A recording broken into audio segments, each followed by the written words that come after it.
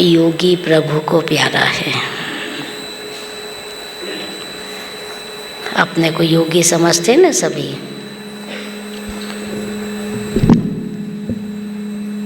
सभी राजयोगी हो ना भाई, हो ना? हाथ ऊंचा करो तो कौन कौन राजयोगी है? अच्छा, सभी राजयोगी हैं। तो देखो, एक होता है योग सीखना, दूसरा होता है योग लगाना,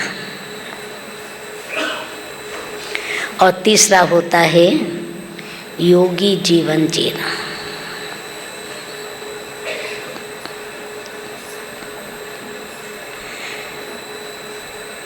तो योग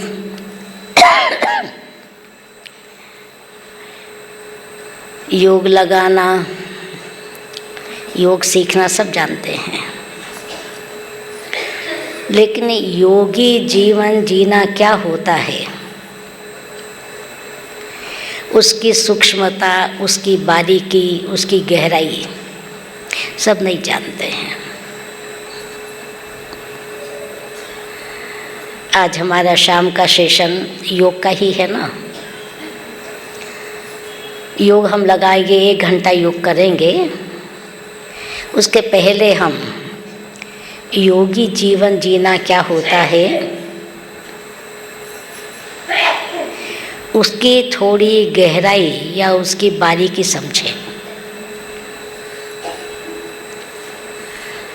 और बारीकी तभी समझेंगे जब बहुत ध्यान से, एकाग्रता से, एकदम मन बुद्धि को बिल्कुल सुनने में ही लगा के रखेंगे, तो ही बारीकी समझ में आएगी।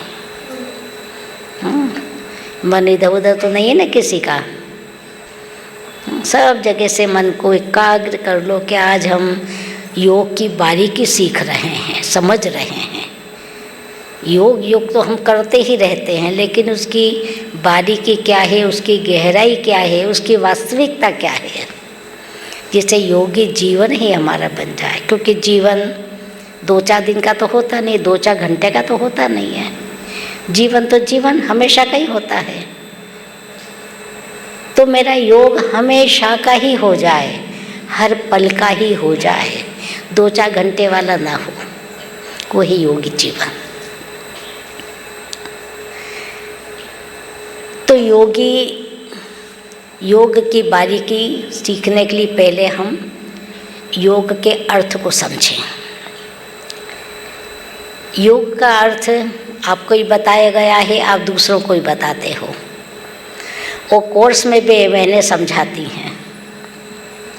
योग का अर्थ होता है, बोलो भाई बोलो, योग का अर्थ है जोड़।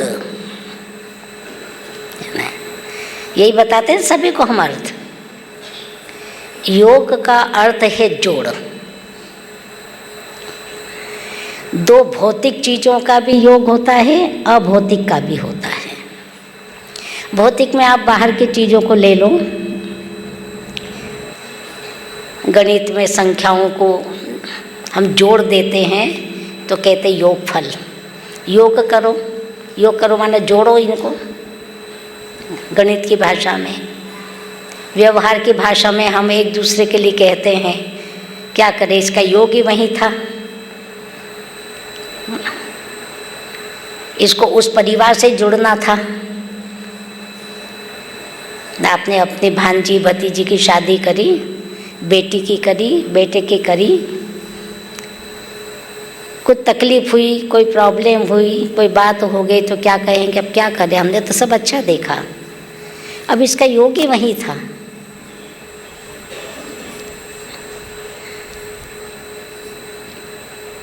तो ये है भौतिक चीज़ों का जोड़। और अभौतिक आत्मा का परमात्मा से जोड़। या आध्यात्मिक लैंग्वेज में हम जोड़ कौन सा मानते हैं, आत्मा को परमात्मा से जोड़ देना, ये है हमारा योग।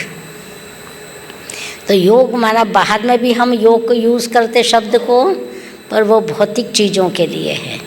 यहाँ हम योग शब्द उपयोग में लाते हैं अभौतिक, माना आत्मा को परमात्मा से जोड़ना।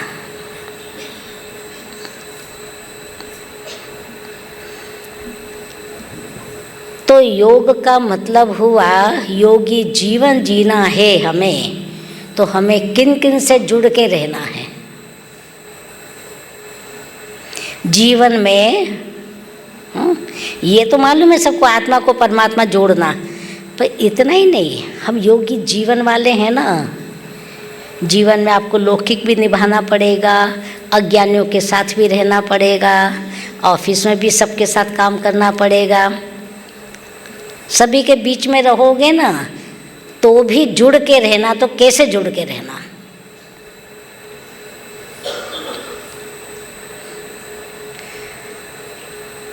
एक तो हम स्वयं से ही जुड़े, हम स्वयं से जुड़े। दूसरा,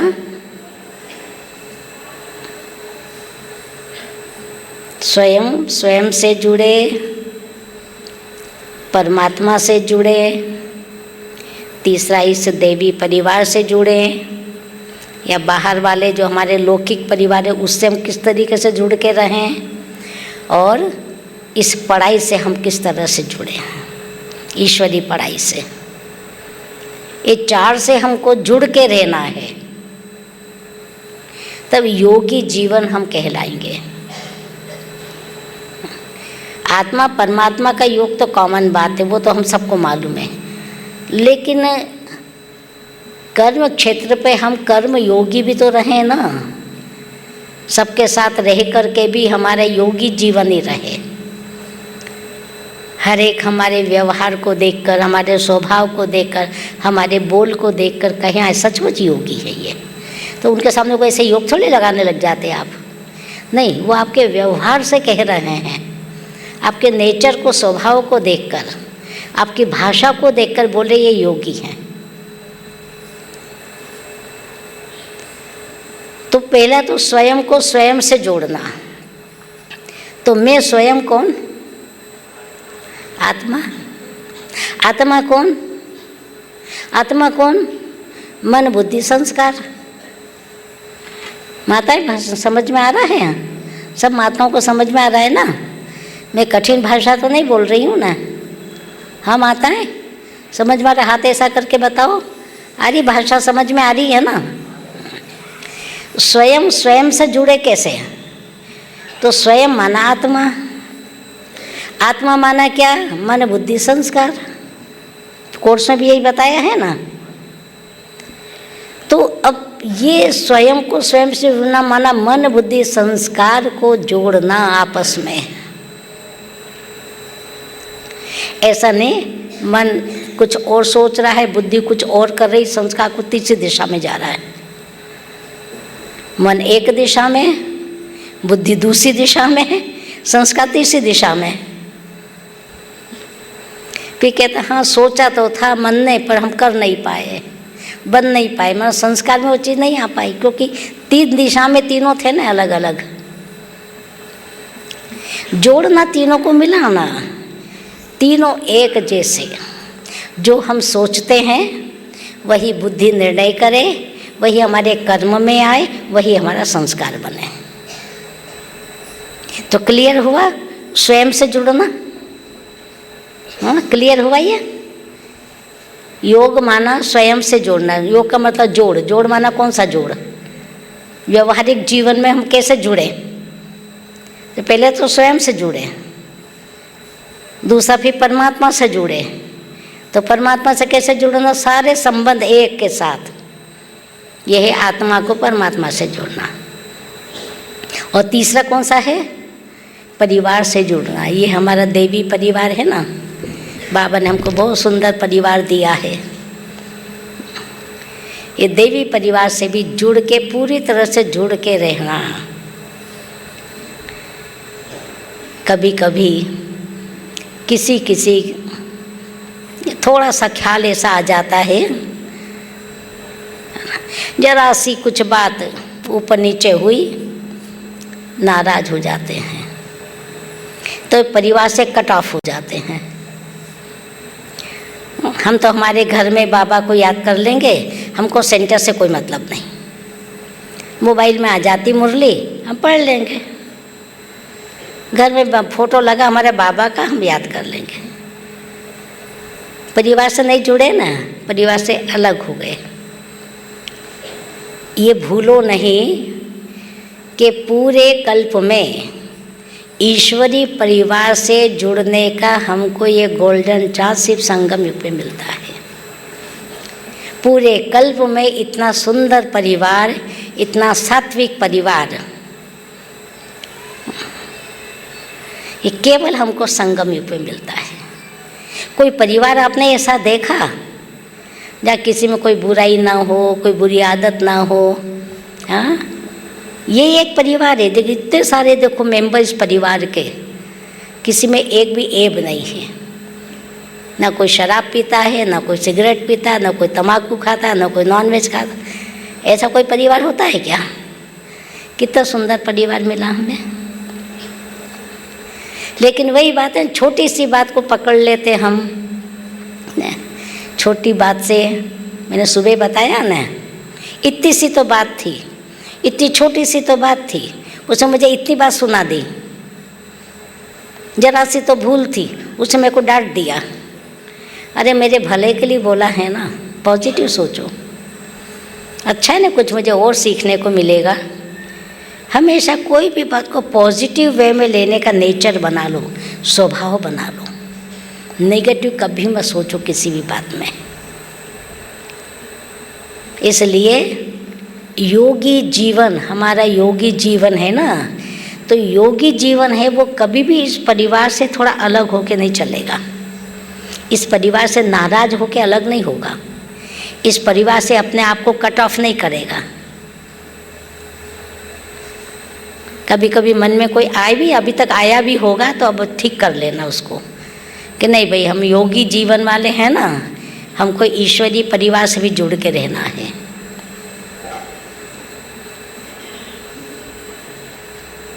और बाहरी दुनिया में जो है उनके साथ तो हमको प्रेम पूर्वक व्यवहार करना ही है। कभी गुस्सा नहीं करना उनके सामने, नाराज नहीं, अपशब्द नहीं बोलना। तो लोग कहेंगे कैसे योगी यही है, बाबा का नाम बदनाम होगा। इसलिए योग का मतलब जोड़ माना, किस प्रकार से हमको कहाँ कहाँ कैसे जुड़ के रहना है, इस चीज़ को हमें समझना है। अब एक वो जोड़ रह गया पढ़ाई से जुड़ना, ये ईश्वरीय पढ़ाई। हम रोज़ पढ़ाई पढ़ते नहीं, यहाँ आकर मुरली पढ़ते हैं, सुनते हैं। ये ईश्वरीय पढ़ाई से अच्छी तरह से जुड़ के रहना। भाई हम तो योग कर लेते हैं, हमको मुरली उरली से मतलब नहीं है। मुरली हमको इतनी अच्छी नहीं लगती है, योग अच्छा लगता बस। तो पढ़ाई से नहीं जुड़े। अरे ये पढ़ाई तो हमारी कमाई है, ये पढ़ाई तो हमारा खजाना है। ये पढ़ाई तो हमें डिग्री दिलाने वाली है, लक्ष्मी नारायण का पद दिलाने वाली है। ये पढ़ाई से तो मुझे बहुत प्यार होना चाहिए। ये पढ़ाई को भी हमें अवॉइड नहीं करना है ना। मुरली से बाबा भी नहीं कहते, जिसको मुरली से प्यार है उसका मुरलीधर से भी प्यार है। मुरली से प्यार, अच्छी तरह जुड़ के रहना। हमारे एक दो भाई ऐसे हैं, दो भाई, तो कभी कभी थोड़ा सा दौड़ते हुए जैसे आते हैं। तो एक बार मैंने देख लिया, मैंने कहा भैया थोड़ा शांति से आया करो, आपकी ब्लड प्रेशर बढ़ जाएगा। दौड़ते दौड़ते मैं सामने से थोड़े जैसे बहुत ज़्यादा नहीं दौड़ रहे, पर स्पीड को बहुत बढ़ाते, ऐसे जल्दी जल्दी चलते आ रहे हैं। बोले बहन जी वो है ना, मेरा मीठा शब्द है ना वो निकल जाएगा। मीठे बच्चे बोलते हैं ना बाबा, बस मेरे को मीठा शब्द जो बाबा का है ना वो सुनना ज़रूर है, वो निकल ना जाए इसलिए मैं दौड़ता हुआ आता हूँ। अगर मैं लेट गया और मीठे शब्द निकल गया मेरा, तो मेरे दिल को बड़ा अच्छा नहीं लगेगा। देखो मुरली से जुड़े हैं ना, मुरली को शब्द कितना अच्छा लगता है। जब वो पहला शब्द भी अच्छा लगा तो पूरी बात अच्छी लगती होगी मुरली की।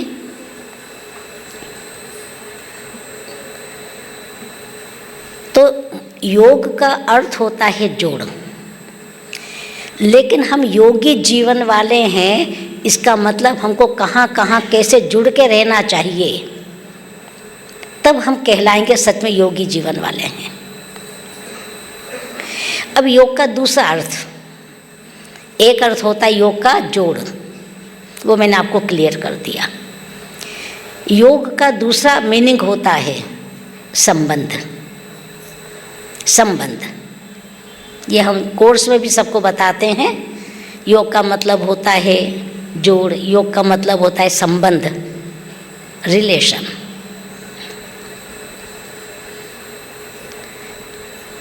तो देखो हमारे जीवन में संबंधों का ही बड़ा महत्व है। संबंध हमारा बल होता है, संबंध हमारा सहारा होता है। लेकिन हमने लौकिक में दुनिया वालों से, रिश्तेदारों से संबंध जोड़ के देख लिया।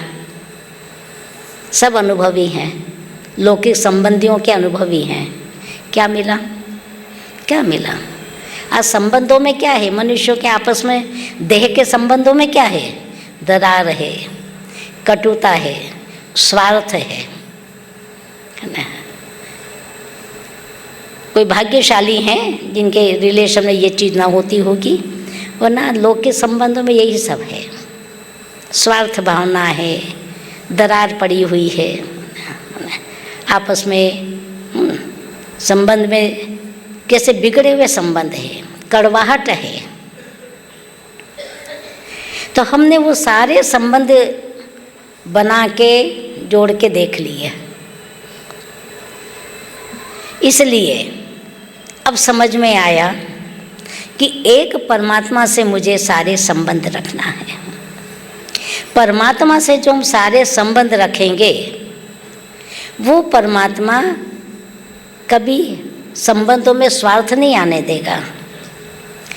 वो परमात्मा संबंध निभाने वाला होगा, आत्मा के साथ पूरा संबंध निभाएगा।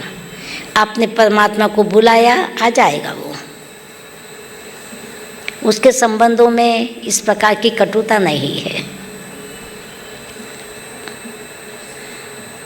और फिर जैसे मैंने सुबह भी बताया, परमात्मा से सारे संबंध और मनुष्य आत्माओं के साथ हमारा एक ही संबंध।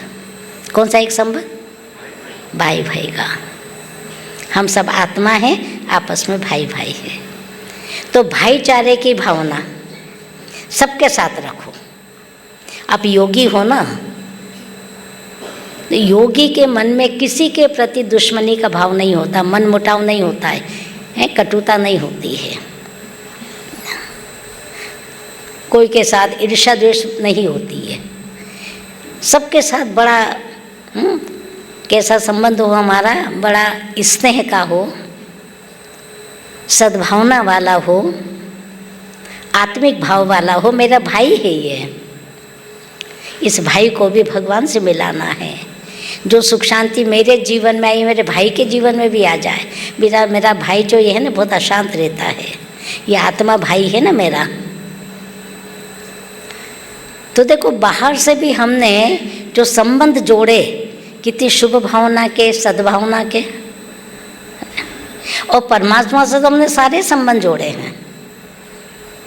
तो योग का अर्थ होता संबंध, और हम योगी जीवन वाले हैं, तो मेरे संबंध आत्माओं के साथ ऐसे हों और परमात्मा के साथ ऐसे हों, तब हम कहलाएंगे कि योगी जीवन वाले हैं। अगर परमात्मा से आपने एक संबंध भी नहीं जोड़ा, सारे संबंध जोड़ा पर एक संबंध नहीं जोड़ा आपने, तो लास्ट में आपको वो संबंध ही खींचेगा, कर्मातीत नहीं बनने देगा। वो संबंध का खिंचाव, क्योंकि वो संबंध आपने भगवान से नहीं जोड़ा था। बेटा नहीं बनाया तो बेटा ही खींचेगा आपको लास्ट में।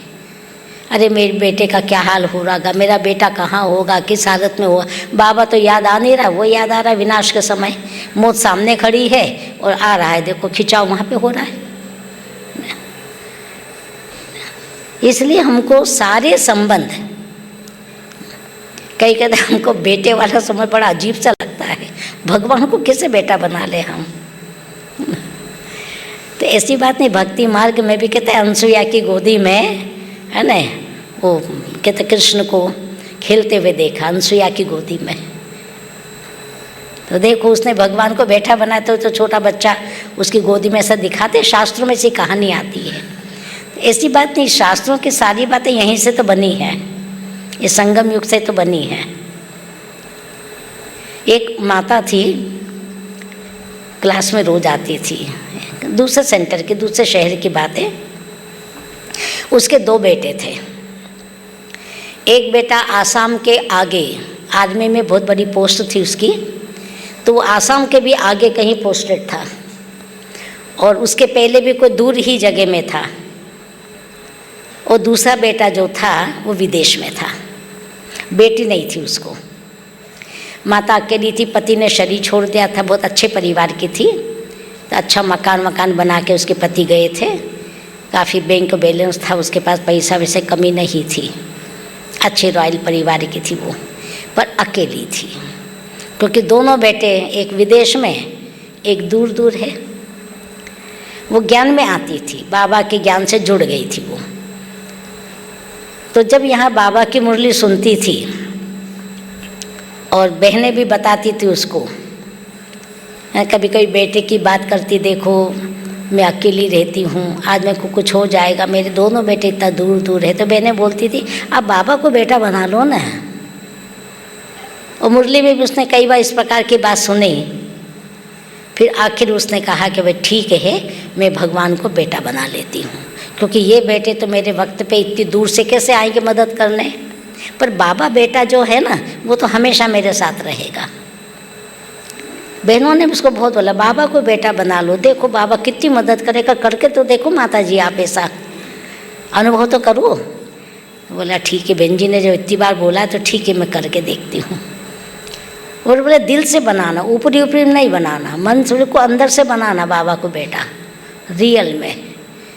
उसने भी बाबा को बेटा मान लिया कि बाबा आप मेरे बेटे हो, ये बेटे तो दूर दूर है, आज अचानक मुझे कुछ हो जाएगा, कहाँ आएंगे, आने में 3 दिन लग जाएंगे उनको। विदेश वाला पता नहीं कितने दिन में आएगा, यहाँ वाला भी कितने दिन में, 2 दिन 3 दिन तो लग ही जाएंगे उसको आने में। पर बाबा आप बेटे हो ना मेरे, आप तो 24 घंटे मेरे साथ है, हर पल मेरे साथ में हो, तो बस इतना अच्छा बेटा मेरे साथ में है तो मेरे को क्या चिंता, वो तो मेरे 24 घंटे मेरे साथ में ही है। ऐसे वो पक्के निश्चय से उसने बाबा को बेटा बना लिया। एक दिन उसको सुबह जब अमृत वेले उठती थी, वो योग करती थी और उसके बाद फिर नहा धो के तैयार होके फिर सेंटर पे आती थी।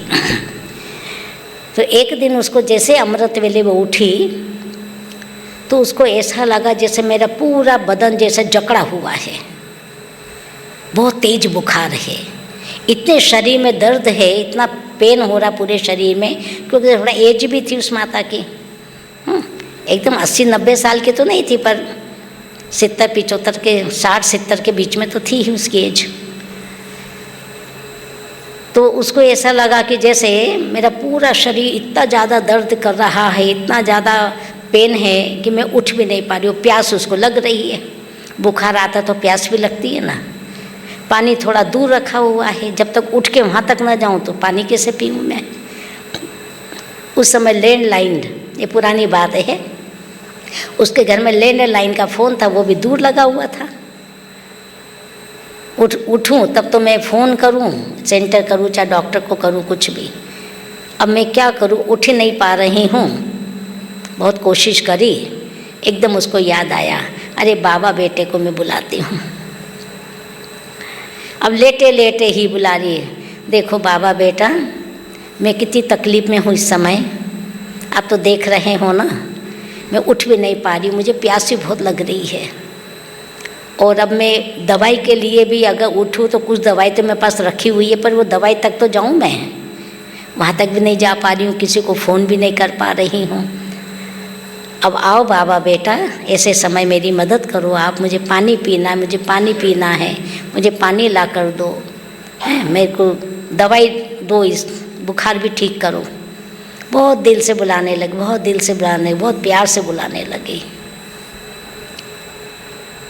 तो बस जैसे वो बुलाती रही, उसको अचानक उसको ऐसा लगा किसी ने उसको पेट भर के पानी पिला दिया।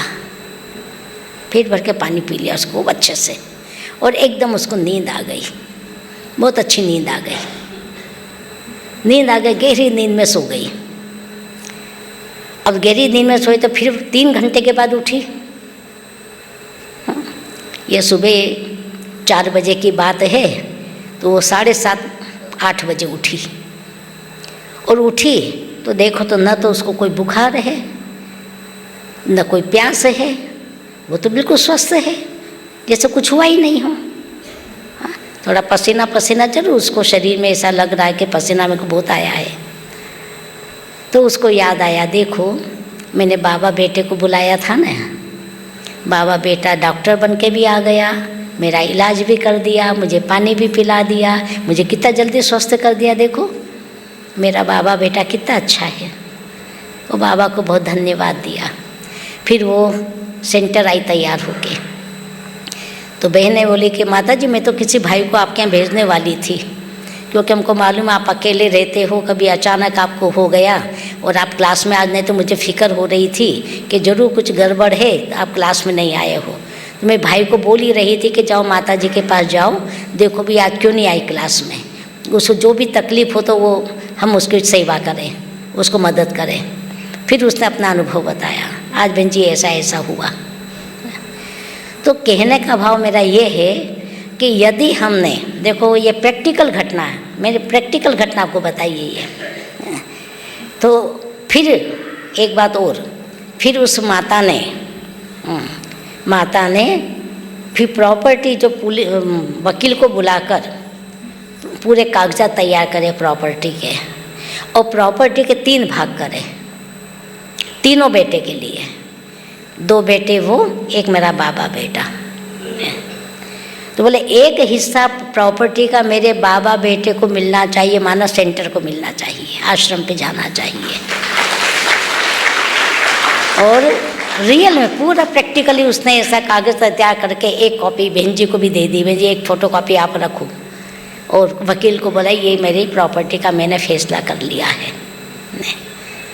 और रियल फिर शरीर छोड़ा उसने, अभी नहीं है वो, शरीर छोड़ा उसको 2। और बेटे ने भी जब माँ ने जैसा लिखा तो बेटों ने भी स्वीकार करा, उनको कोई प्रॉब्लम नहीं आई।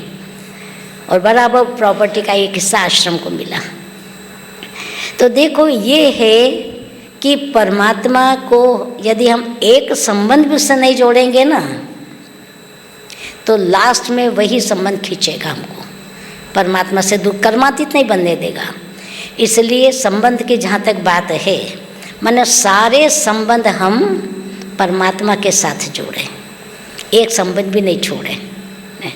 और आप जब सारे संबंध परमात्मा के साथ जोड़ेंगे, परमात्मा का ये वायदा है, ये लौकिक संबंध आपको भले न निभाए पर बाबा बेटा जरूर निभाएगा। बाबा वो संबंध से आपकी मदद करेगा, चाहे भाई बना लो, कईयों के भाई नहीं होते तो उनको हमेशा कहती हूँ बाबा को भाई बना लो तुम। देखो बाबा भाई का संबंध निभाता है कि नहीं निभाता है। कई माताओं के से भाई नहीं होते ना, तो एक माता बहुत तो रो रही थी उस दिन, बहन जी मेरे को राखी पे बहुत भाई की याद आती है, एक ही भाई था। मैंने कहा देखो माता जी रोने से कुछ नहीं मिलेगा, आप इन्हें भगवान को शिव बाबा को भाई बना लो। देखो भाई के रूप में आपको कितनी खुशी देगा, कितनी आपकी मदद करेगा, जगह जगह रक्षा करेगा आपकी। रक्षाबंधन वाली बात होती है ना, भाई रक्षा करे, ये रक्षा कर, वो भाई पता नहीं करे कि नहीं करे, पर ये भाई जरूर करेगा, वो तो विश्व रक्षक है ना। तो हम योग का दूसरा अर्थ होता है संबंध। तो संबंध में हमें मनुष्य आत्माओं के साथ तो हमें आत्मा का संबंध रखना है, शुभ भावना का संबंध रखना है, और बाबा के साथ सारे संबंध जोड़ने हैं। संबंध को तब हम योगी जीवन वाले माने जाएंगे। अब संबंध की बात आती है तो संबंध बाबा से हमने जोड़े हैं संबंध, तो संबंध में 3 बातें होती है, प्रीति, रीति और नीति। हमारा संबंध प्रीति वाला हो, प्रेम पूर्वक हो, शुभ भावना वाला हो, निस्वार्थ हो, हमारे मर्यादा वाला हो, हमारा रूहानी प्रेम हो, जिस्मानी प्रेम नहीं, रूहानी प्यार। तो प्रीति माना ऐसा प्रेम पूर्वक हमारा सब मनुष्य आत्माओं के साथ ऐसा संबंध हो, परमात्मा के साथ तो के सच्चा प्यार होना ही है वो तो। फिर जब प्रीति है तो उसकी रीति क्या होगी, तौर तरीके क्या होंगे। यदि हमारा सबके साथ प्रेम है, प्रेम पूर्वक हम व्यवहार करते हैं, हमारा सबका प्रेम से संबंध है, किसी से दुश्मनी नहीं है हमारी, किसी से कटुता नहीं है, किसी से वैर विरोध नहीं है, तो उसकी रीति क्या होगी। जब भी आप किसी से भी मिलोगे, चाहे वो अज्ञानी हो चाहे ज्ञानी हो, आप मुस्कुराएंगे। जिससे भी मिलो ना, अगर संबंध जब हमारे अच्छे होते तो मुस्कुराते जरूर उसको देखकर, मुस्कुराएंगे और समय समय पे उसको सहयोग देंगे, कभी ज़रूरत पड़ी तो बाबा कहते हैं, और हमारे बोल में कभी कटुता नहीं होगी, बात भी करेंगे किसी के साथ तो इस प्रकार से हमारी रीति है ना, प्रीति भी है तो रीति ऐसी हमारी दिखनी चाहिए, प्रैक्टिकल हाव भाव, चेहरे से, जैसे किसी से स्नेह होते तो चेहरे से अपना समझ में आ जाता है वो उसकी मुस्कुराहट में कि सचमुच इनको दिल से निस्वार्थ हमसे प्यार है ना। तो हमारा हाव भाव, चेहरा वो प्रीति को रीति वाला दिखना चाहिए। और तीसरी चीज़ है फिर नीति। हमारे संबंध प्रीति वाले भी हों, रीति वाले भी हों, पर प्रीति और रीति में नीति जरूर हो। नीति माना मर्यादाएं, नियम, नियम जरूर हो। अब क्या होता है, कभी कभी हम लोग यहाँ आकर परिचय हुआ, यहाँ आके परिचय हुआ, उसके पहले हम जानते नहीं थे, पर इतना ज़्यादा यहाँ टू मच हमारा आपस में इतना प्रेम हो गया, इतना अच्छा दोस्ताना हो गया, इतना पारिवारिक रिलेशन बन गया। आज उसके घर में कुछ काम जाके उसका पूरा काम कर रहे हैं, उसके बिना हम कहीं नहीं जाएंगे, वो कहीं नहीं जा रहा, अबू नहीं जा रहा तो हम भी अपना कैंसिल कर देंगे। ये नीति नहीं है। नीति माना हमारे संबंधों में मर्यादा हो, मर्यादा को तोड़ने वाला हमारा संबंध ना हो, रूहानी संबंध हो, जिस्मानी संबंध, देह का आकर्षण वाला संबंध नहीं हो। अशुद्ध संबंध जिसको कहता है शुद्ध प्यार, वो नहीं होना चाहिए। लव और लव का बैलेंस हमारे संबंधों में हो, कहीं भी लव ये बैलेंस बिगड़े नहीं। हम यहाँ पर आते हैं, सब अच्छे प्रेम से बात करें, सेवा हम मिल के करें। जैसे आज भी मैंने देखा इतनी अच्छी माता है, सब मिल के सेवा करी थी, भाई लोग भी खाना बना रहे थे। ऐसा हमको सब मिल के करना बाबा का काम, पर टू मच मर्यादाओं को उल्लंघन करके हम संबंध न जोड़ लें। एक संशय बुद्धि बना, तो उसके साथ दोस्ती बहुत अच्छी थी ना, उसने उसकी बुद्धि में भी संशय डालते तो वो भी संशय बुद्धि बन गया, तो नुकसान हुआ ना। ऐसे संबंध नहीं बनाना है, ये नीति नहीं है, हमारे संबंधों में नीति नहीं है। न्यारा प्यारा भी रहो, प्रेम पूर्वक भी रहो, मुस्कुराओ भी, सेवा मिल कर के भी करो, सेवा में एक दूसरे के साथ अच्छी भावना भी हो, मदद भी हो, लेकिन हमारी मर्यादा का उल्लंघन कहीं नहीं हो। तो संबंध की बात जहाँ तक है, तो संबंध में 3 बात हमेशा, हम भगवान के साथ संबंध की बात तो मैंने बता दी आपको, अभी हमारे आपसी संबंध वाली बात है। जब हमारे संबंधों में रूहानियत होती है, रूहानी प्यार होता है, मर्यादाएं होती हैं, चेहरे पे हमेशा मुस्कुराहट रहती है, किसी को देखो मुंह ऐसे फेर लेंगे, किसी को देखे मुंह बना लेंगे, उनको अच्छा नहीं लगा इसको देख करके, ये कहाँ से आ गया यहाँ पर, है ना, तो उसे नहीं, ये प्रीति नहीं है, वो रीति नहीं है ये। तो रीति प्रीति हो पर नीति भी जरूर हो। नीति का भी ध्यान हमेशा हमको रखना है। तो इस प्रकार से योग का जो दूसरा अर्थ है, एक अर्थ तो जोड़, तो कैसे जुड़ के रहना है हमको, कहाँ कहाँ जुड़ना, किस तरीके से, ताकि हम योगी जीवन वाले माने जाएं।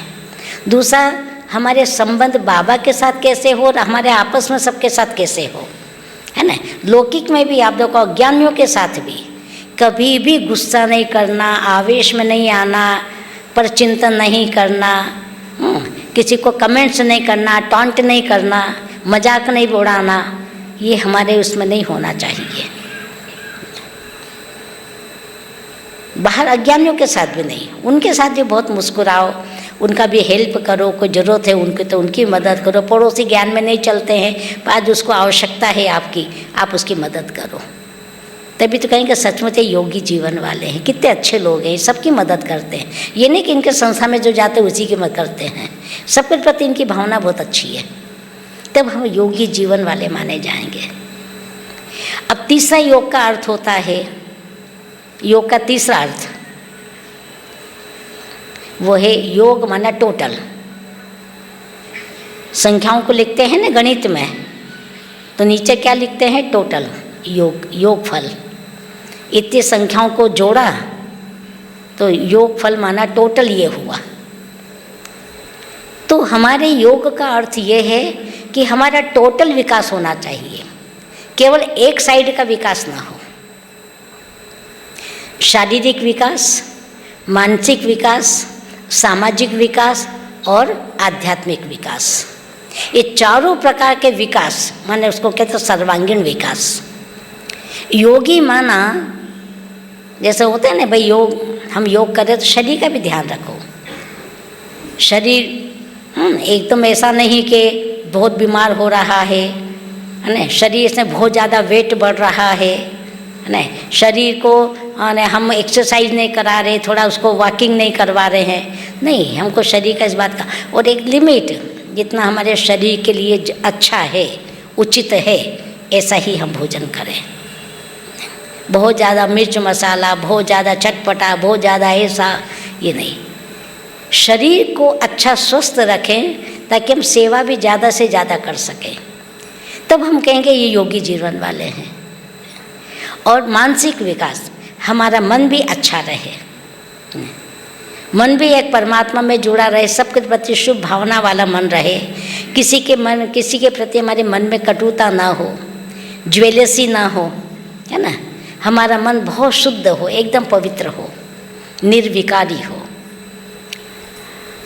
और सामाजिक, हम जब लोगों के साथ मिलते जुलते हैं, भले वो अज्ञानी हो चाहे ज्ञानी हो, हमारे ऑफिस वाले हों चाहे मोहल्ले वाले हों, कोई भी हो, हमारा आपस में शुभ भावना वाला संबंध हो, श्रेष्ठ भावना वाला हो, तब कहेंगे ये सामाजिक विकास।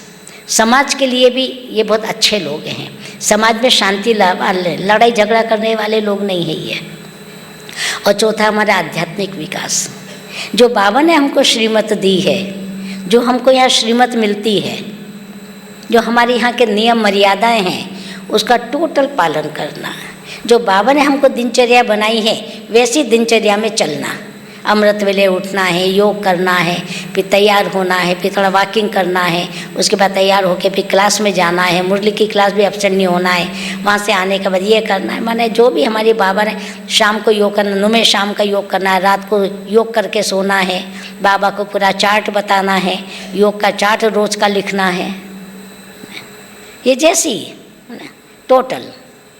तो इस प्रकार से खान पान बिल्कुल शुद्ध रखना है ना, ये हमारी आध्यात्मिक विकास। तो इस प्रकार से टोटल योग का अर्थ होता टोटल, टोटल का मतलब ये है ना, अंदर से पूर्ण रूप से हम बाबा पर, जैसे सुबह बताया ना 1000 नंबर वाली बात, जब उसने कहा बस अब एक तेरा ही भरोसा है, तू ही मेरा सब कुछ है, अब एक तेरा ही आसरा है ना, मेरा सब कुछ तेरा ही है, तो देखो पूरे नंबर मिल गए। टोटल माना हम अंदर से पूरे एक बाबा पे समर्पित, मेरा तो एक बाबा दूसरा ना कोई, संसार ही मेरा बाबा है। और देखो ऊपर से निभाना भी सबके साथ है, सबके साथ भी अच्छे संबंध बना के रखना है, क्योंकि हमारा पलायनवाद का तो योग है नहीं, संन्यास कि घर बार छोड़ना, नौकरी छोड़ देना और जंगल में जाके चले जाना, है ना, ये हमारा योग है नहीं। तो ये जो मैंने अर्थ आपको बताया है ना, इसमें टोटल विकास में एक बात और है, हम योगियों का कंप्लीट विकास या सर्वांगीण विकास उसको कहेंगे हर परिस्थिति में कैसे भी मानसिक संतुलन बना के रखना। ऐसा नहीं कि आपको मान मिल रहा है तो बहुत खुश हो रहे हैं, अपमान मिला तो इतना डिप्रेशन में चले गए, निराश हो गए, दुखी हो गए। नहीं, मान अपमान, निंदा स्तुति, जय पराजय, लाभ हानि, सब में मेरी स्थिति एक जैसी हो, क्योंकि सब परीक्षाएं ऐसी आती तो मैं समझती मेरा ही हिसाब किताब है, ये मुझे ही चुकाना है, कोई और नहीं चुकाएगा, क्योंकि हिसाब मैंने बनाया है। तो हर परिस्थिति में हमारी स्थिति अचल अडोल रहेगी, अप डाउन वाली नहीं रहेगी। इसको हम कहेंगे टोटल विकास, कुल विकास, पूरा विकास। तो ये जो मैंने आपको 4-5 बातें बताई है योग के अर्थ से संबंधित। योग हम कहते हैं पे योग की गहराई क्या है, योगी जीवन क्या होता है। तो योगी जीवन माने चारों अर्थों को लेकर हम जीवन में इनको अपनाएं और ऐसा जीवन बनाएं, वो है हमारा योगी जीवन। तब आप कहेंगे सच्चे हम योगी जीवन में हैं, योगी जीवन हम जी रहे हैं। तो इस प्रकार से योग केवल ये नहीं है कि योग हमने सीख लिया, योग हम बस ऐसे बैठ के लगा गीत बज रहा, अच्छा लग रहा, बाबा मीठा बाबा, प्यारा बाबा, मैं आत्मा हूँ, बस ये नहीं। ठीक है, ये भी अच्छी बात है, पर और आगे भी है ना। कभी कभी होता है ना, एक कोई मुझे अनुभव बता रहा था, उसका भाई, उसका बड़ा भाई ज्ञान में चलता, छोटा भाई ज्ञान में नहीं चलता है। तो छोटे भाई ने हमको आके एक बार बताया कि बहन जी आप लोग तो सब बहुत अच्छे हो, पर जो मेरा भाई है वो इतने दिन से ज्ञान में आपके आ रहा है, कितने सालों से आ रहा है, उसने यहाँ आके क्या सीखा, क्या सीखा उसने।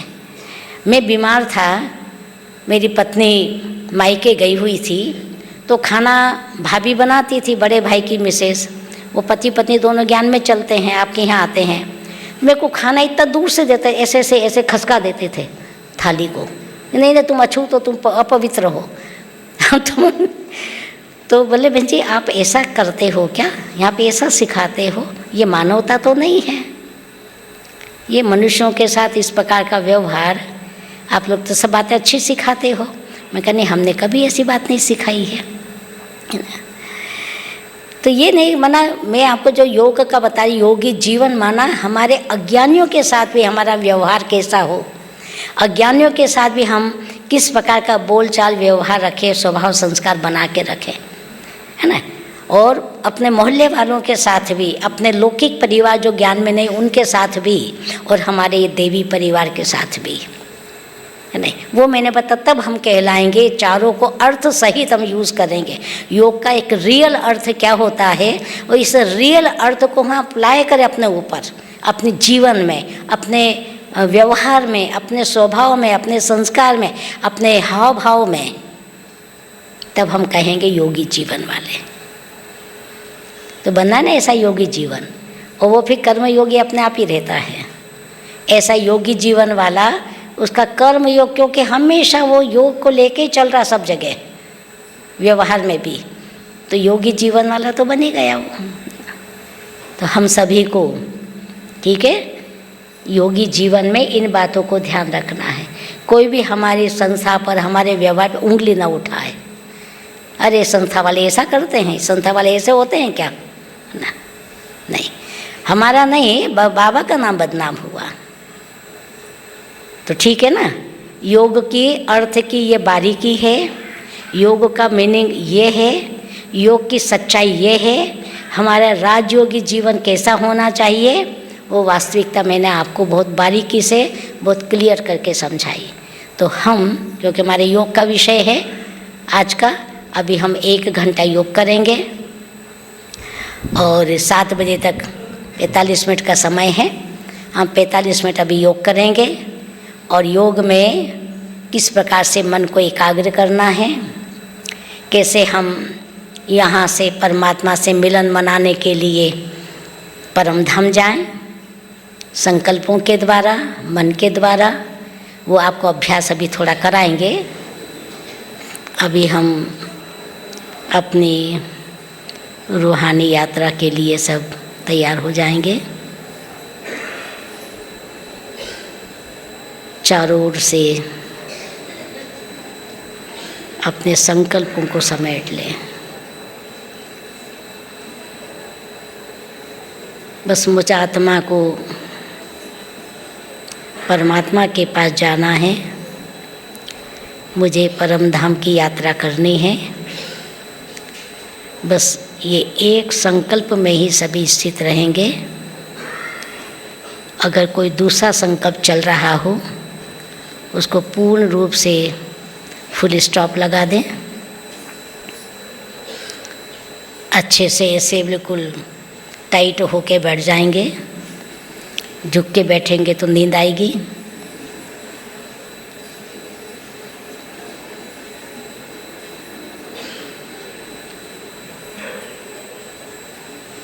परम धाम की यात्रा के लिए तैयार हो जाएं।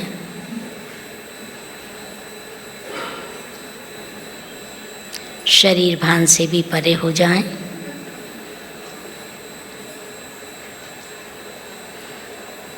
और जैसा जैसा फिर हम आपको कमेंट्री देंगे वैसे वैसे आप मन की स्थिति बनाएंगे। पहले गीत बजेगा, फिर हम थोड़ा कमेंट्री से आपको योग कराएंगे।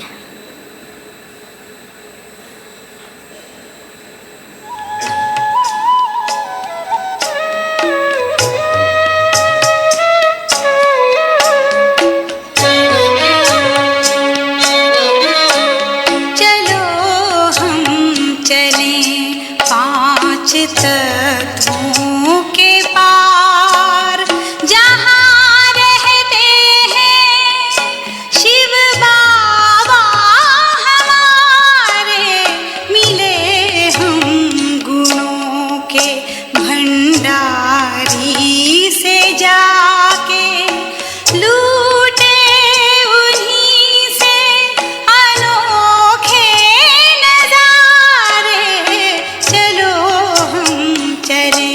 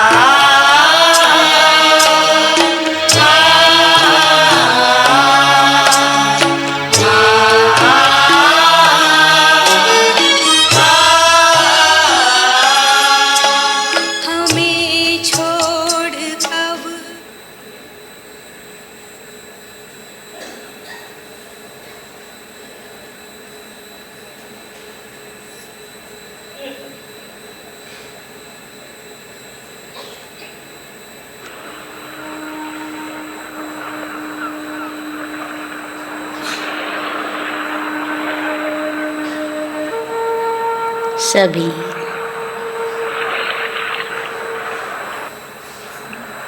शांति धाम, परम धाम,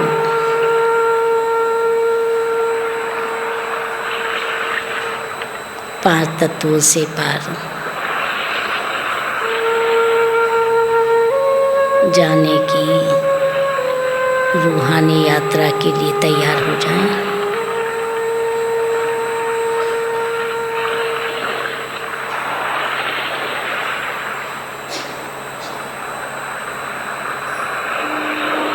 स्वयं को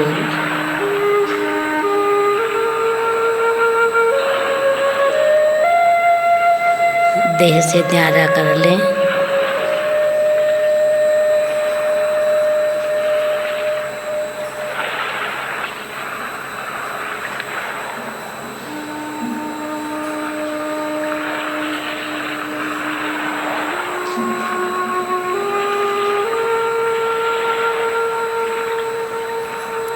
आत्मिक स्थिति में स्थित हो जाएं।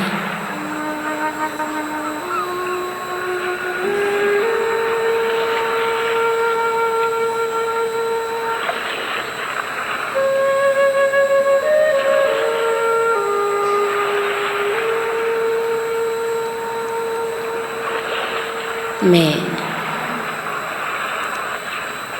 भ्रकुटी के बीच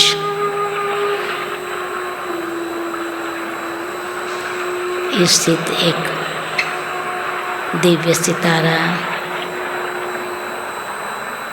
चमकती ही बिंदु, चैतन्य शक्ति आत्मा हूँ।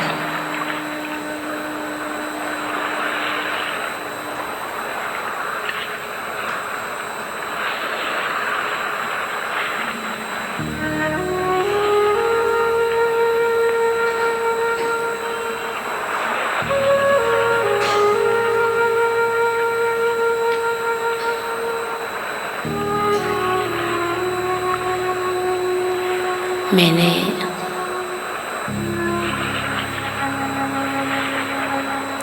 इस यात्रा के लिए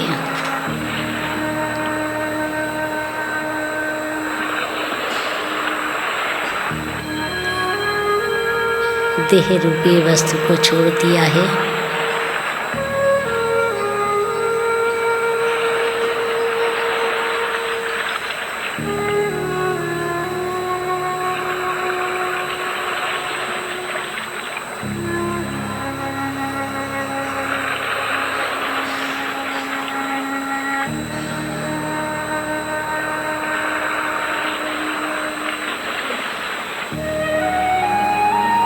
धीरे धीरे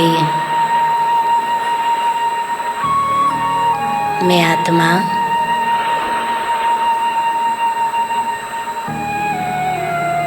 चमकती बिंदी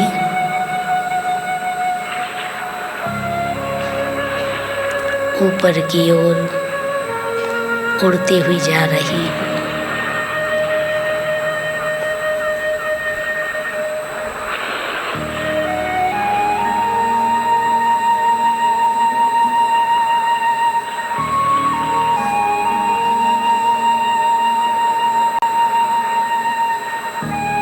साक्षी होके स्वयं को देखें, अपना ज्योति बिंदु रूप देखें।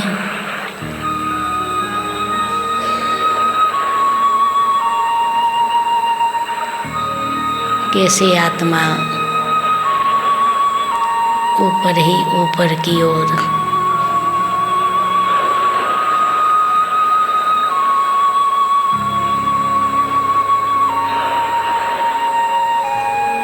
बड़े उमंग से, बड़े प्यार से, बड़ा खिंचाव हो रहा है परमात्मा के पास जाने के लिए।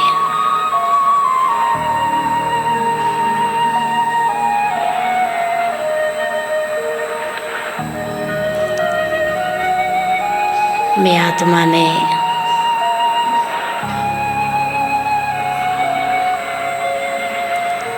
आकाश तत्व को भी पार किया।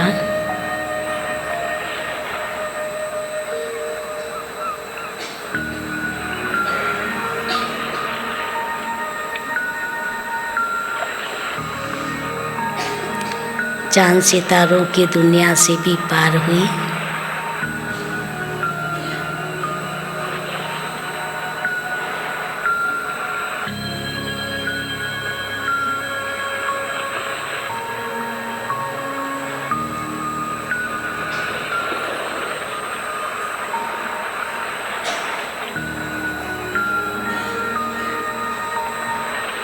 ऐसा लग रहा है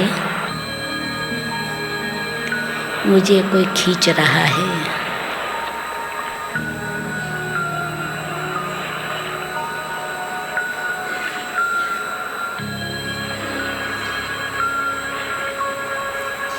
मैं भी उस खिंचाव में आकर्षित होकर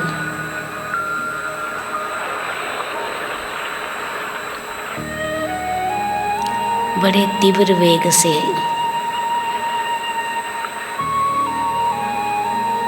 ऊपर ही ऊपर उड़ती जा रही हूँ।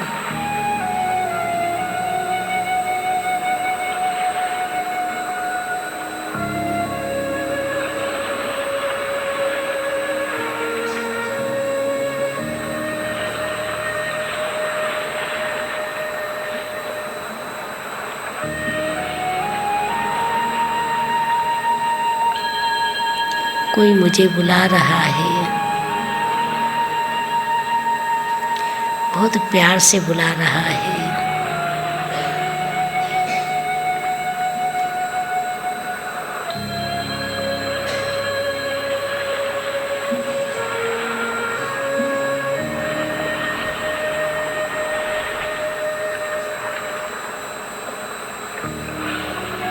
अब मैं दूर से देख रही हूँ, मुझे एक स्वर्णिम लाल रंग का प्रकाश दिखाई दे रहा है।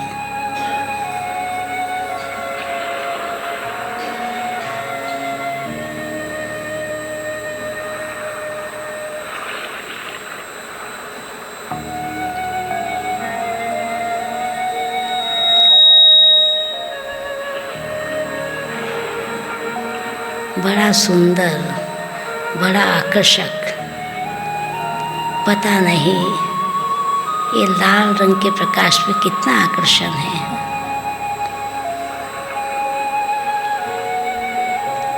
मैं उस आकर्षण में खिंचती चली जा रही हूँ।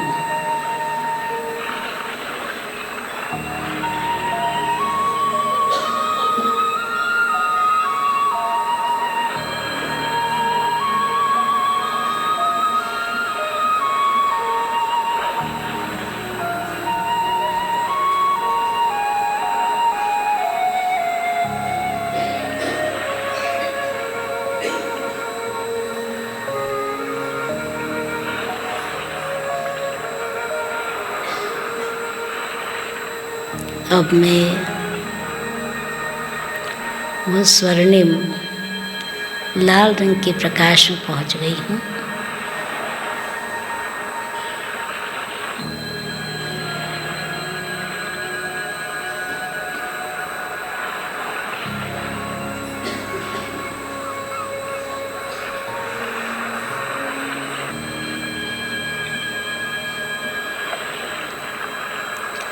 बड़ा अद्भुत नज़ारा है, बड़ी अलौकिक शांति है।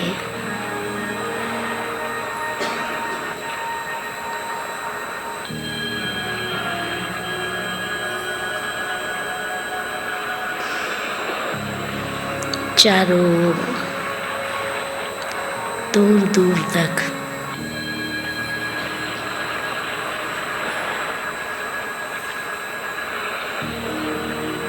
लाल रंग का प्रकाश ही प्रकाश है।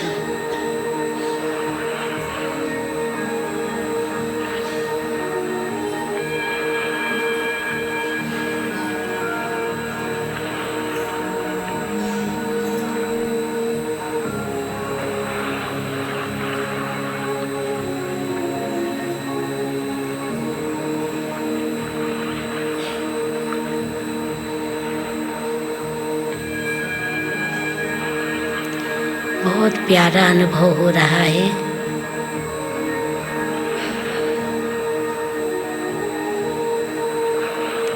बस शांति ही शांति है, आनंद ही आनंद है।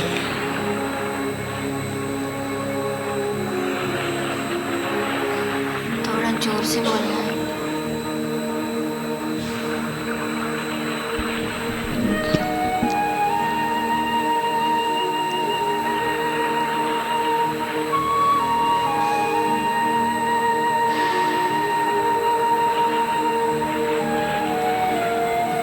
अपने आप को मैं बहुत हल्का अनुभव कर रही हूँ।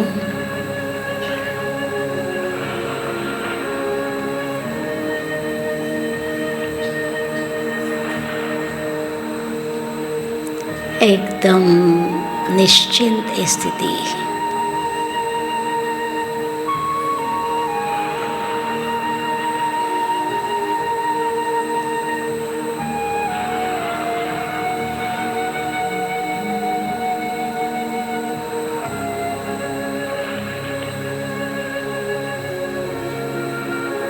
बाबा,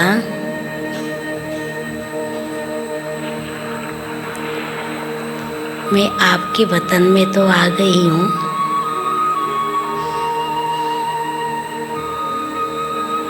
आपसे मिलने आई हूँ।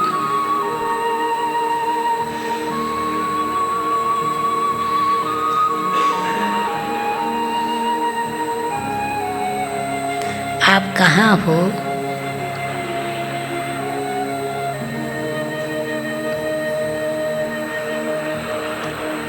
बाबा, आप मेरे सामने आओ।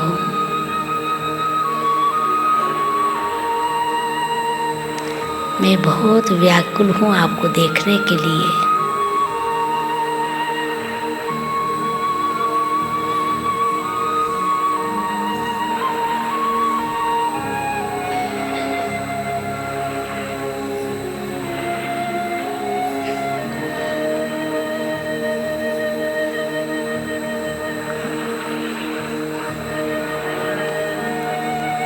मेरे दिल की पुकार सुनकर,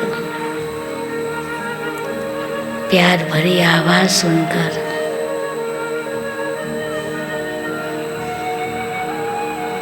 बाबा मेरे सम्मुख आ जाते हैं।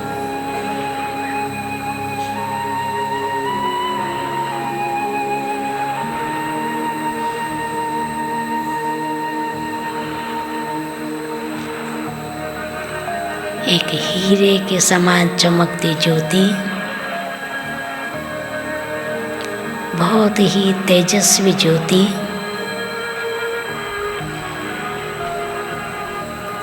मैं सामने देख रही हूँ।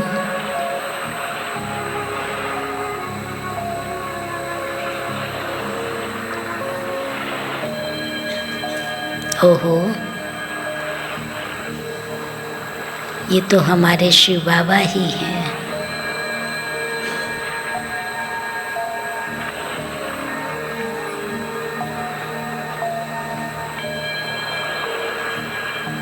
मीठे बाबा,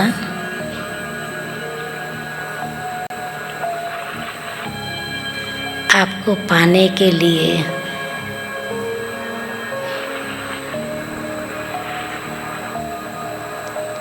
मैंने कितनी भक्ति की, कितने यत्न किए, कितने व्रत रखे,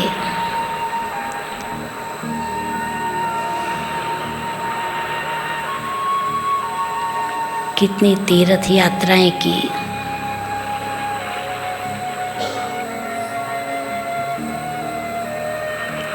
तो मुझे भगवान नहीं मिला।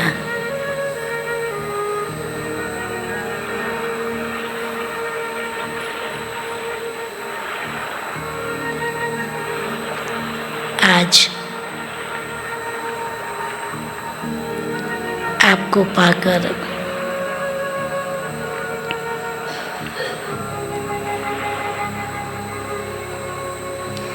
मेरी वो जन्म जन्मांतर की मेहनत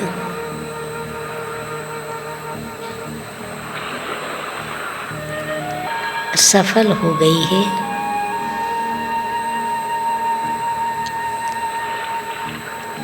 मेरे मिलने की प्यास मिट गई है।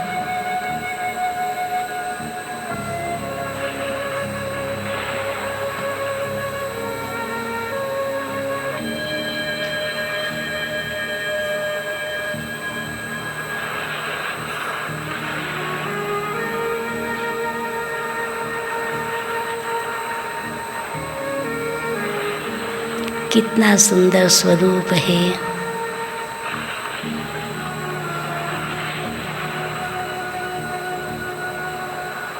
ऐसा मुझे ऐसा महसूस हो रहा है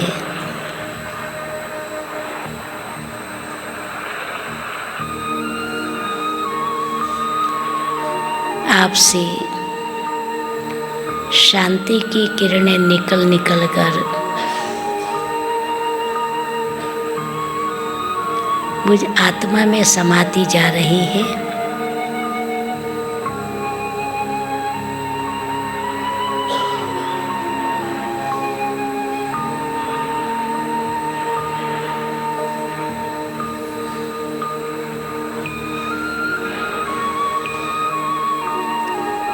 बाबा, आप मुझे अपनी किरणों की बाहों में लेकर कितना प्यार दे रहे हैं।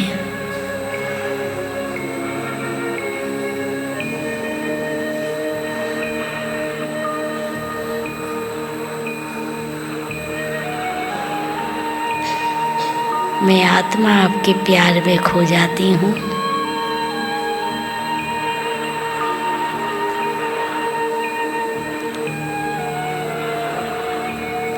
अपनी किरणों की बाहों से मुझे कितना दुलार दे रहे हैं।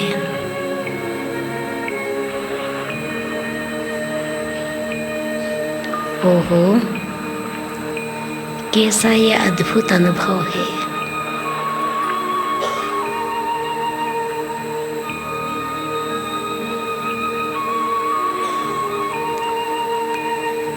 कितना इसमें सुख मिल रहा है।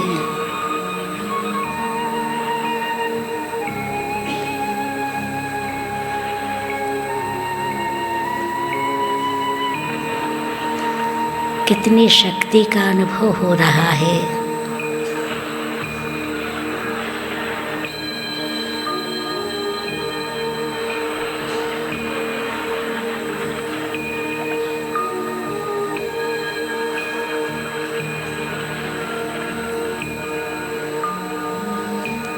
आपसे आनंद की, प्यार की, सुख की, शक्ति की, शांति की सब किरणें उतर के मुझ आत्मा को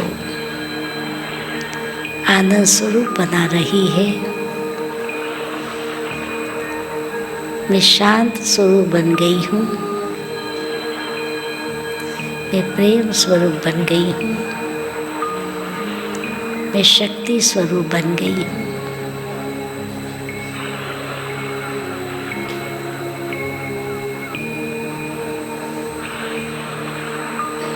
मीठे बाबा,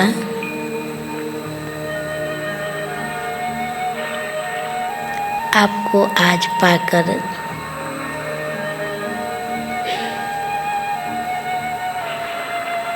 आपसे मिलन मनाकर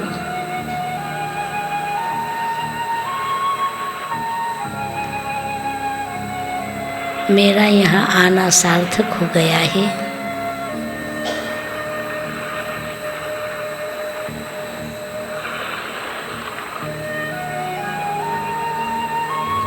मेरा जीवन धन्य हो गया है।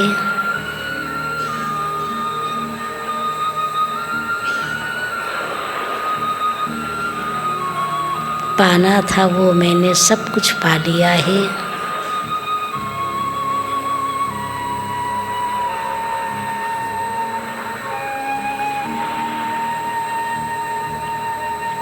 अब पाने की कोई इच्छा नहीं रह गई।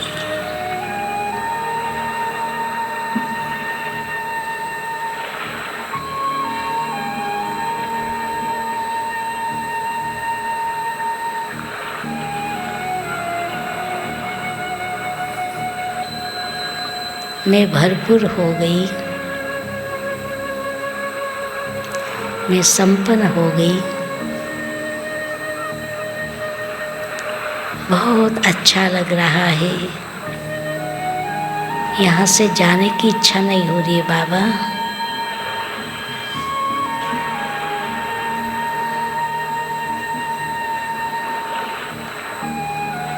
बाबा मैं यहीं रहना चाहती हूँ, आपके साथ, आपके पास।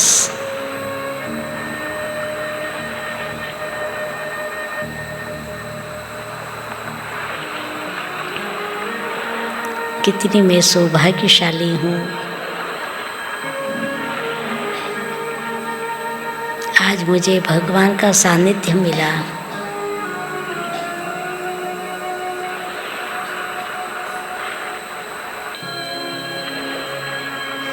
मेरा जीवन सफल हो गया।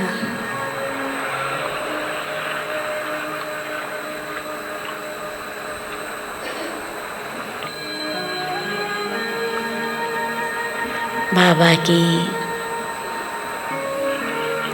अव्यक्त आवाज मेरे पास आती है।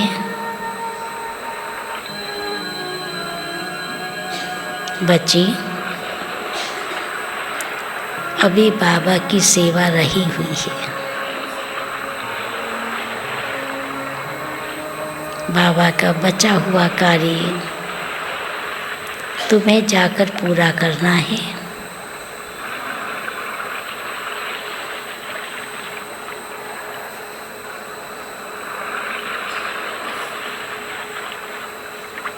तुम्हें जाना ही होगा साकारी दुनिया में।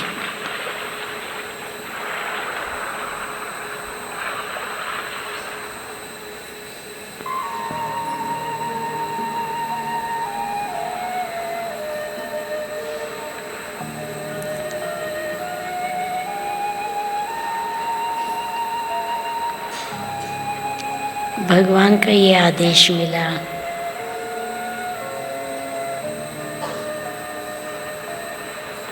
बाबा की श्रीमत मिली।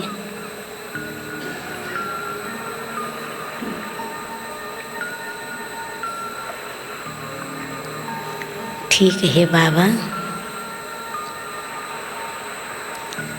आपकी आज्ञा सिर माथे।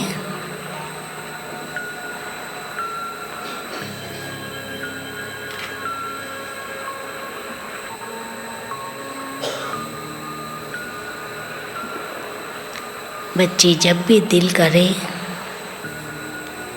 ऐसे ही तुम वतन में आकर मिलन बना सकती हो। अभी तो आप जाओ।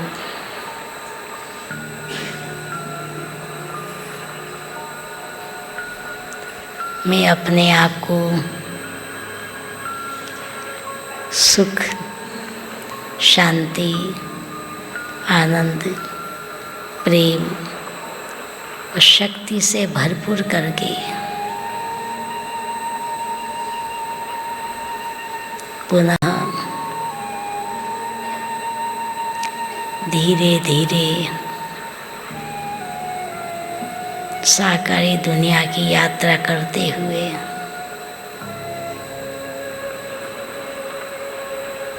मैं नीचे आती हूँ।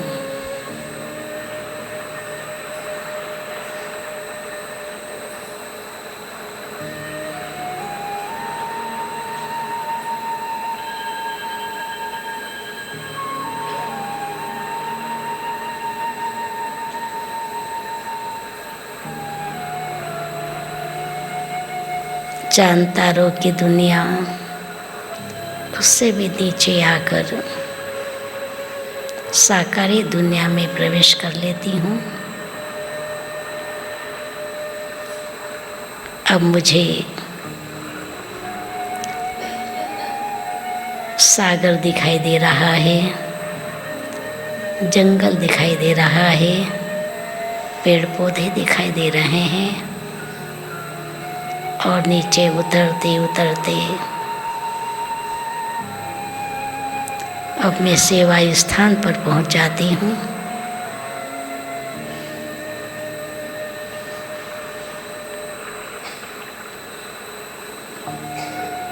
जिस साकारी देह को मैं छोड़ कर गई थी,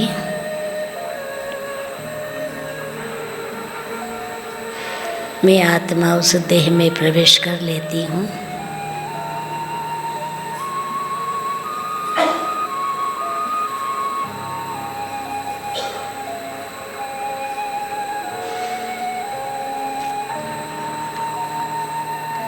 चारों ओर मैं देखती हूँ, बड़ा अजीब सा लग रहा है। कहाँ वो दुनिया, कहाँ ये दुनिया।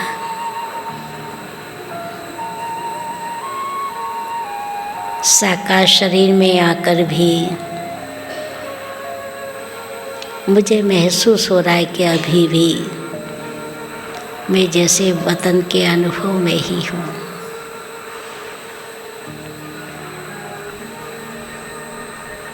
बार बार मुझे वो वतन ही जैसे याद आ रहा है, वो बाबा का सानिध्य याद आ रहा है, बाबा का प्यार भरा मिलन याद आ रहा है। कितना सुंदर मिलन है ये आत्मा और परमात्मा का।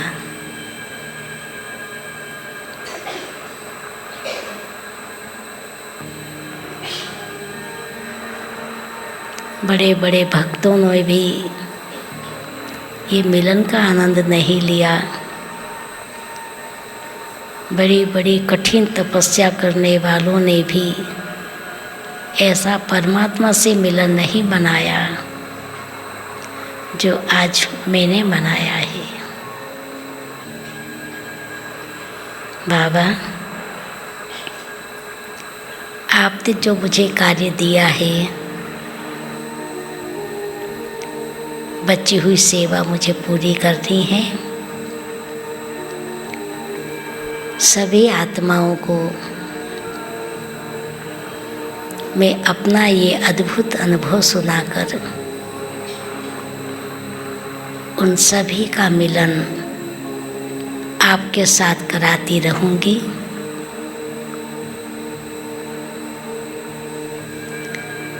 जो मैंने पाया है, जो मैंने अनुभव किया है, वो अनुभव, वो आनंद सभी को मिले।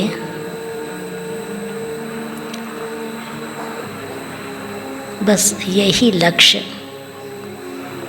और यही शुभ भावना के साथ आगे मैं सेवा करती रहूंगी। आत्माओं को मिलने की विधि बताती रहूंगी।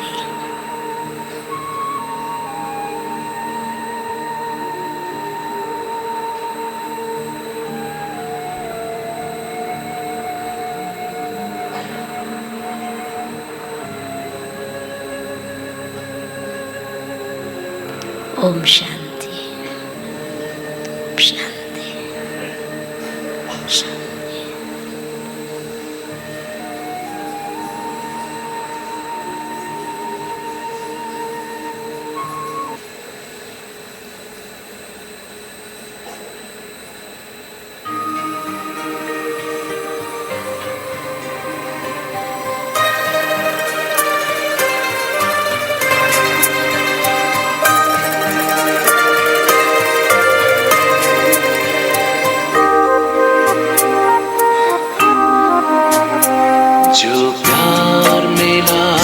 मुझे तुमसे,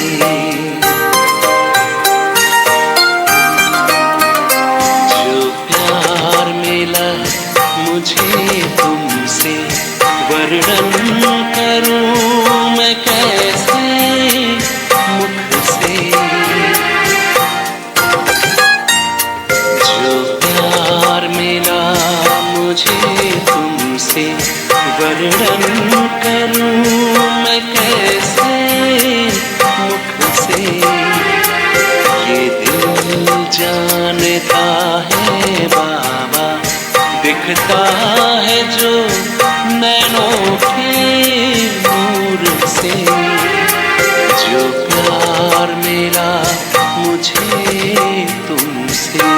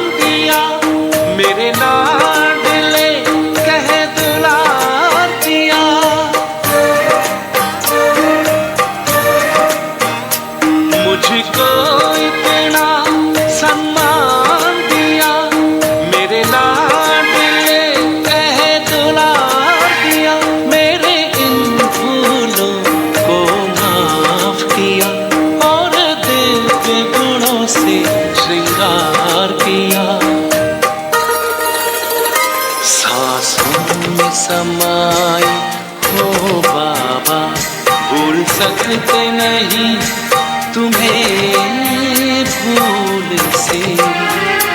जो प्यार मेरा मुझे तुमसे,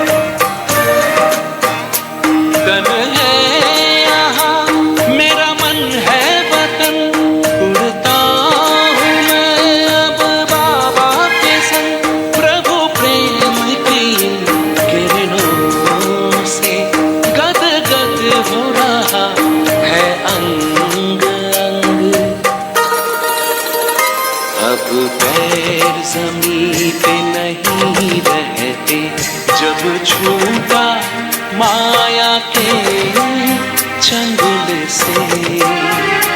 जो प्यार मिला मुझे तुमसे, वर्णन करूं मैं कैसे मुख से। ये दिल जानता है बाबा, दिखता है जो नैनों के नूर से। जो प्यार मेरा मुझे तुमसे,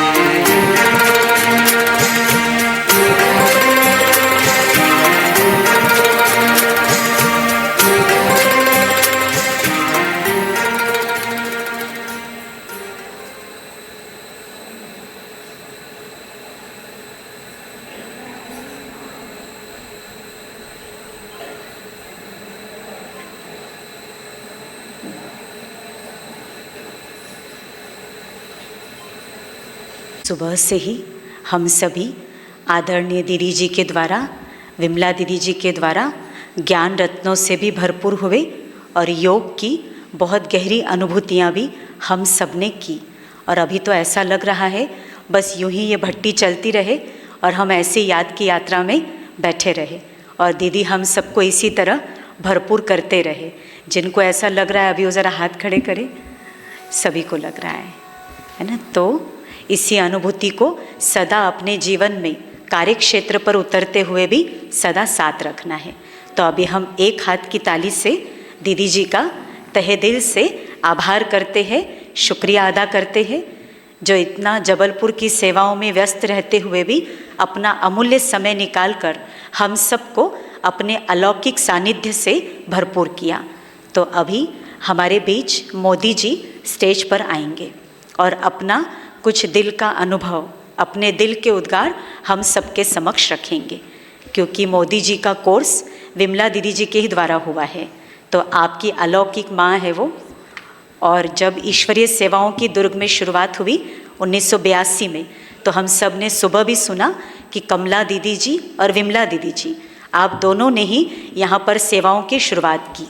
तो इसीलिए मोदी जी का अनुभव भी बहुत महत्वपूर्ण है। तो अभी आभार भी व्यक्त करेंगे और अपने दिल के उद्गार भी हम सबके आगे रखेंगे। तो एक हाथ की ताली से मोदी जी का भी स्वागत करेंगे। आज साइलेंस का दिन है ना। ओम शांति।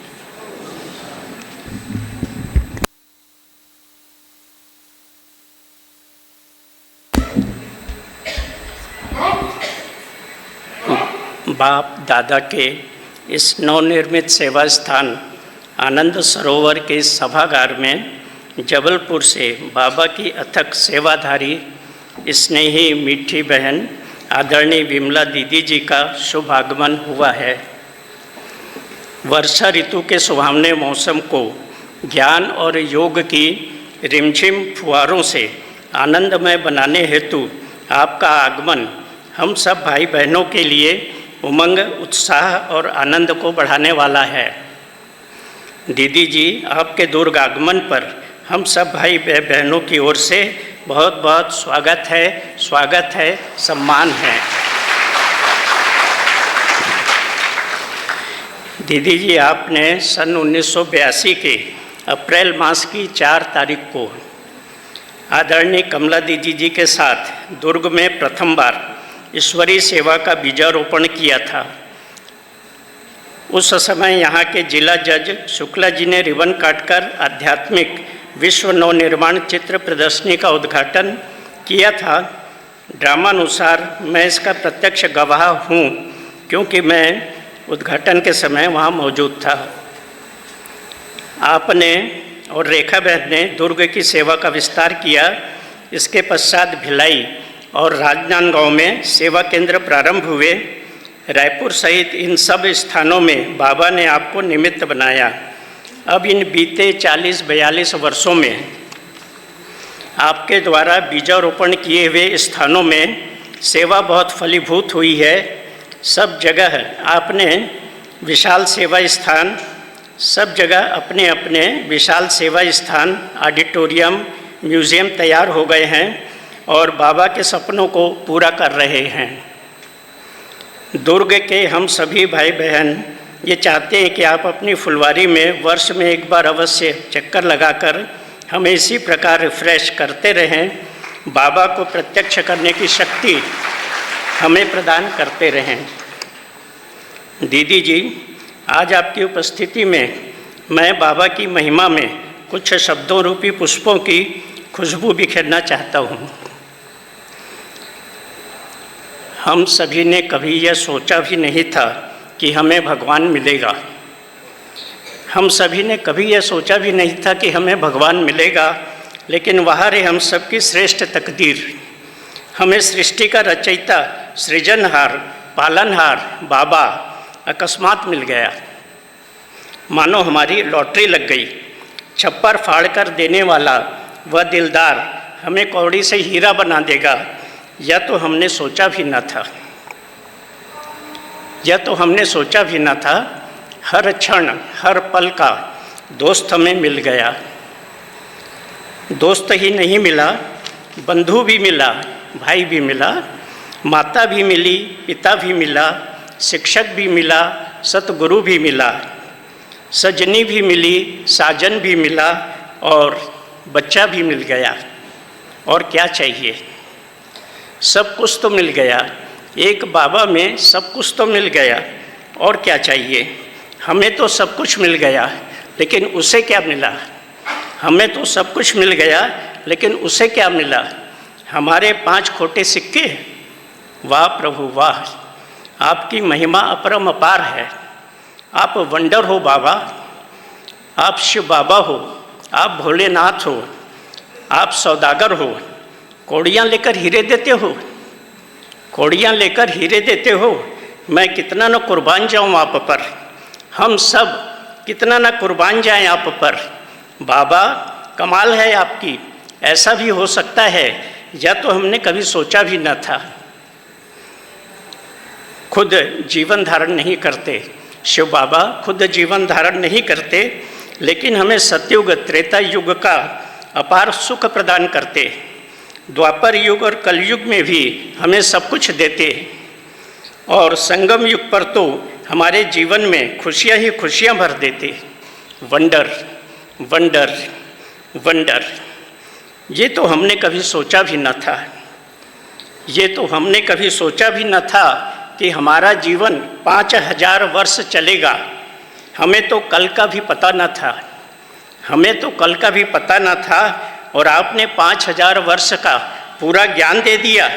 पूरे पत्ते खोल दिए, अपने लिए कुछ भी नहीं रखा। वाह बाबा वाह, मैं आपको क्या दूं? मैं आपको क्या दूं बाबा? हम सब आपको क्या दें? हम सब आपको क्या दें बाबा? नोबेल प्राइज़ दें, भारत रत्न दें, गोल्ड मेडल दें, आखिर हम सब आपको क्या दें? मैं आपको क्या दूं बाबा? दाता तो आप हो, दाता तो आप हो, दादा भी आप हो। मैं तो आपका बच्चा हूँ, हम सब तो आपके बच्चे हैं। हम सब तो आपसे आपका सब कुछ लेने के लिए आए हैं।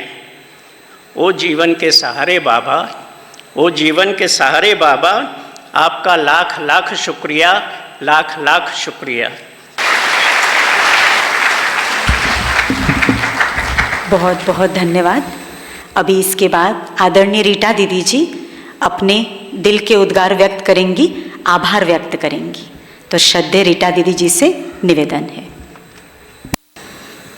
परम पिता परमात्मा प्यारे शिव बाबा की असीम कृपा से हमारी आदरणीय विमला दीदी जी जो खास जबलपुर से अपना अमूल्य समय निकालकर हम सब बाबा के प्रिय रत्नों को सुबह से रात तक इतना भरपूर किया, इतना चार्ज किया कि हम दीदी को शब्दों से तो वास्तव में धन्यवाद कर ही नहीं पाएंगे।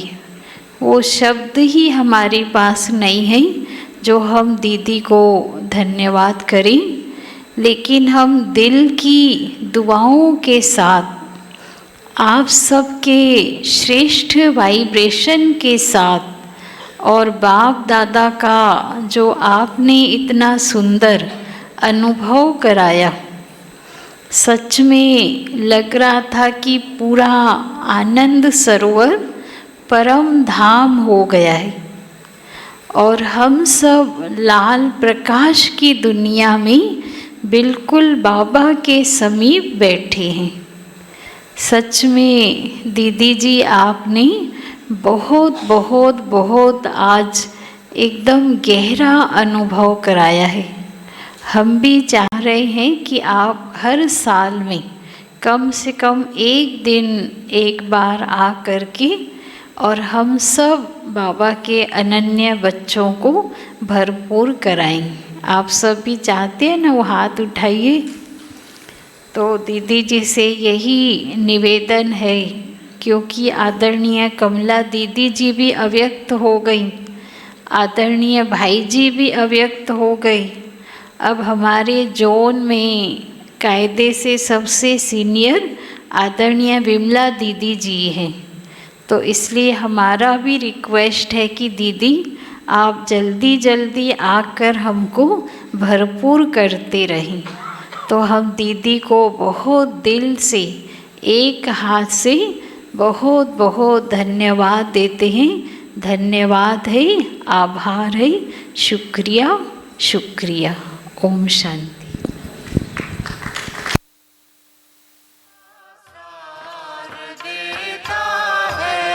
तुम्हारी याद में खुशियों का सब संसार मिलता है। तुम्हारी याद में खुशियों। जो लोकल दुर्ग की माताएं बहनें हैं उन सबसे नम्र अनुरोध है कि आप थोड़ा सा 10 मिनट के लिए बैठ जाएंगे अपनी जगह पर। लोकल दुर्ग वाले थोड़ा 10 मिनट के लिए बैठ जाइए, और जो बाहर से आए हुए हैं उनको आप पहले टोली लेने के लिए भेज दीजिए, क्योंकि उनको दूर जाना है ना, निकलना भी है। तो जो बाहर से आए वो पहले आइए। दुर्ग वाले थोड़ा सा धैर्यता का अपना आप दिखाइए और 10 मिनट के लिए बैठिए।